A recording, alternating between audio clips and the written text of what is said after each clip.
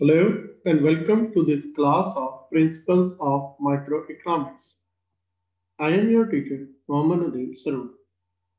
Today we shall discuss the utility function.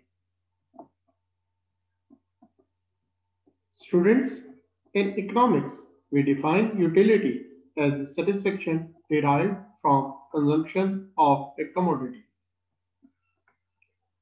and the utility derived from the consumption of a good depends upon its quantity.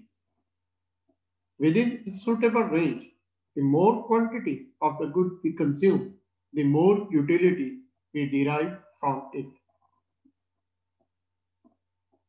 Therefore, to represent this phenomenon on graph, we need a machine, device, or a mathematical formula of assigning a number to every possible consumption bundle, such that more preferred bundles get assigned larger numbers than less preferred bundles. This formula or device is called as utility function. For a case of consumption of one commodity, we can represent it as U, which represents utility is the function of quantity of commodity X, or we can write it as, which shows that the domain or input of this function is any positive real number, and the output is a real number which is mostly positive but could be negative too. Graphically, this can be shown as this shows that the utility function is increasing at decreasing rate. That is, its slope, which is called as marginal utility, is diminishing. Second, that it is concave, and utility function also represents completeness, transitivity, monotonicity, convexity, and continuity of the choices. We should keep in mind that utility is ordinal. That means only property of a utility assignment that is important is how it orders the bundles of goods. The magnitude of utility function is only important insofar as it ranks the different consumption bundles. The size of utility differences between two consumption bundles does not matter. That is why monotonic transformation of a utility function have no effect on its properties. The utility function may have more than one input. For example, a bundle of two goods X and Y, the utility function can be represented as its domain or input is a pair of two positive real numbers, and range or output is a real number. Similarly, for a bundle of n goods, we can write it as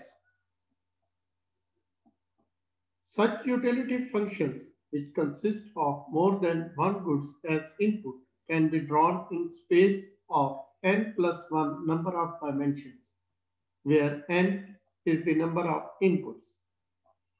However, if we draw a utility function with two goods as inputs in plane, then we have to assume the value of utility. For a utility function like this, if we draw it for a fixed value of utility, we get this curve which shows all possible combinations of good x and y, where utility is 3 UTs.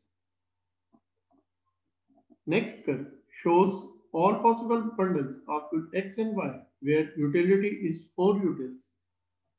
And The curve lies to extreme right shows the utility of 5 utils. These curves on which different combinations of two goods yield same utility are called indifference curves, and a diagram with multiple indifference curves is called as indifference map. Now let's talk about two classes of utility functions: the direct utility function and indirect utility function. A direct utility function gives maximum utility attained by consuming given quantities of the goods. Some prominent direct utility functions are Cobb-Douglas utility function, where the powers of x and y represents the importance of good x and y in consumption bundle. Next, constant elasticity of substitution utility function, which shows that the elasticity of substitution, that is the rate of change in ratio of two goods relative to change in MRS in percentage term, is constant. Next is Leontief utility function, which shows two goods that are complement to each other, and linear utility function, which shows two goods that are perfect substitute to each other. Now let's look at ICs and some properties of these utility functions. First of all, we have a Cobb-Douglas utility function where we assume the power of x as 0.6 and power of y as 0.4. If the powers sum up to 1, then elasticity of substitution is also equal to 1, and the indifference curve of such utility function looks like this. It is very much like standard indifference curve with downward sloping and convex to origin. Next is Leontief utility function.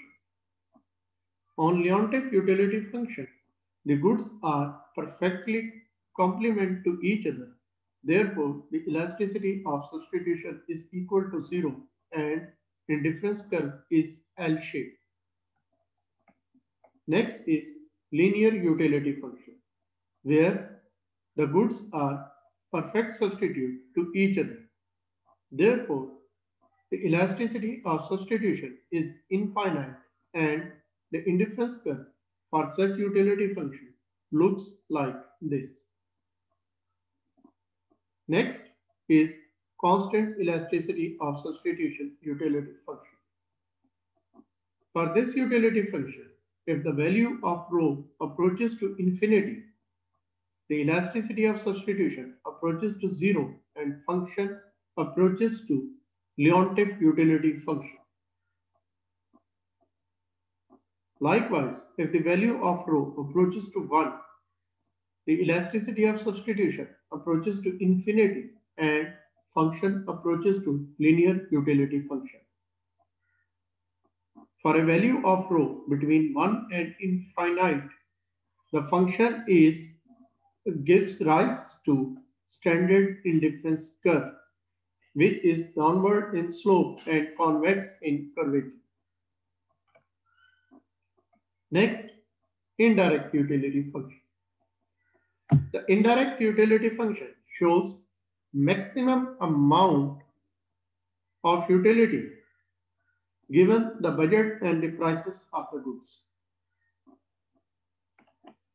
For a utility function, which is a direct utility function, the optimal values which maximize the utility represented by x star and y star. Then, if we substitute these values into the utility function, we get indirect utility function. The prominent properties of indirect utility function are: number 1, It is homogeneous of degree 0 in prices and income. That is, if the prices of the goods and income or budget of the consumer changes by same ratio, then the utility derived remains unchanged. Second, non-increasing in price. That is, an increase in price does not increase the utility. In fact, it decreases the utility. Third, strictly increasing in wealth or budget. That is, an increase in income, wealth, or budget results in yielding higher utility. Fourth, continuous in prices and wealth. That is, for each possible price and budget amount, we have a value of utility. Next is quasi-convex in prices. That is, all other bundles that are attainable will yield less utility. That is all for this lecture. In next lecture, we shall discuss more about taste and talk about homothetic and homogeneous preferences and quasi-linear taste and some prominent demand functions. Please post your questions and give your feedback in comments. Also consider liking the video, sharing the video, and subscribing the channel. Thank you and goodbye.